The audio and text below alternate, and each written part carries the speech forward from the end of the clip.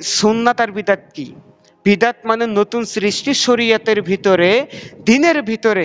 এখন আমরা যদি বলি এরকম একটা লাঠি সাদা রং করে প্রত্যেক জুমায় খুতবা দিলে 10 নেকি পাওয়া যাবে, তখন এটা কি হবে? বিদাত হবে। কারণ এখানে কি চলে এসেছে? নেকি চলে এসেছে। যেখানে নেকি আসবে সেখানেই বিদাত। কারণ নেকির ভিতরে বিদাত, নেকি আবিষ্কার করে গেছেন মুহাম্মদ সাল্লাল্লাহু আলাইহি ওয়াসাল্লাম আল্লাহর পক্ষ থেকে, কিন্তু আমরা হুজুর আর আবিষ্কার করতে পারবো না।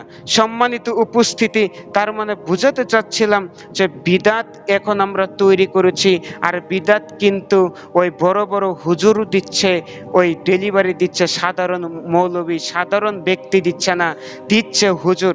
এখন আপনাকে বোঝাতে চাচ্ছিলাম সুন্নাত এবং বিদাত আপনি কিভাবে বুঝবেন, যে আল্লাহর নবী যা নিষেধ করে গেছেন দুনিয়ার ক্ষেত্রে, একটা হচ্ছে হালাল হারাম।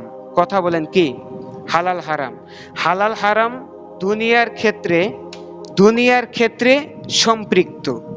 আর একটা হচ্ছে সুন্নাত বিদাত, সেটা পরকালের ক্ষেত্রে সম্পৃক্ত।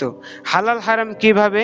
মুহাম্মদ সাল্লাল্লাহু আলাইহি ওয়াসাল্লাম যা নিষেধ করে গিয়েছেন যে করা যাবে না, খাওয়া যাবে না, তা ব্যতীত কিয়ামত পর্যন্ত যা আসবে সব হালাল।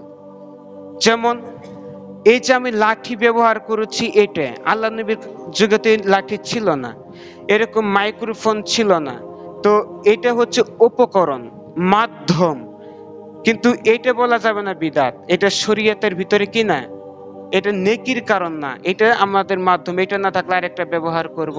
কথা বুঝতে পারেন? তো এখন এটা হচ্ছে কি হালাল, যেটা আল্লাহর নবী কি করেছেন, নিষেধ করেছেন, নিষেধের ভিতরে নাই। যেমন রাসূলের যুগে কি বার্গার ছিল? ছিল না।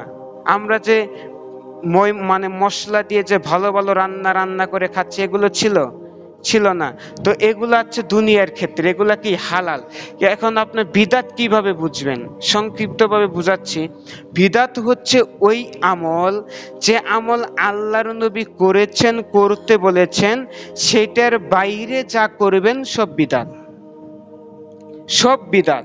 আর বিদাত আশ্চর্যজনক একটা আমল, যেটা মানুষ নেকির আশায় করে, ভালো মনে করে। বিদাত মানে বিষ। বিদাত মানে কি? কথা বলেন। বিষ। এখন একটা গ্লাসের ভিতরে আপনি বিষ নিচ্ছেন, বিষ নিয়ে খাচ্ছেন, আর বলছেন আমি শরবত খাচ্ছি, মনে করছেন কি খাচ্ছি? শরবত খাচ্ছে, কিন্তু আপনি কিন্তু বিষই খাচ্ছেন।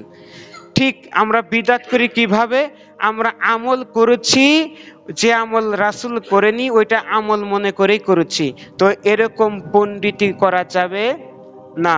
তাহলে আমরা দুইটা জিনিস বুঝলাম, যে সুন্নাত বিদাত হচ্ছে রাসূল সাল্লাল্লাহু আলাইহি ওয়াসাল্লাম যা করেছেন তার বাহিরে যা করা হবে সব বিদাত। আর দুনিয়ার ক্ষেত্রে হচ্ছে আল্লাহ এবং তার নবী যা নিষেধ করেছেন তা ব্যতীত কিয়ামত পর্যন্ত যা করবেন সব কি হালাল। আল্লাহ সুবহানাহু ওয়া তাআলা আমাদের সকলকে অত্র খুতবাটি ভালোভাবে মানার তৌফিক দান করুন। সকলে বলি আল্লাহুম্মা আমিন।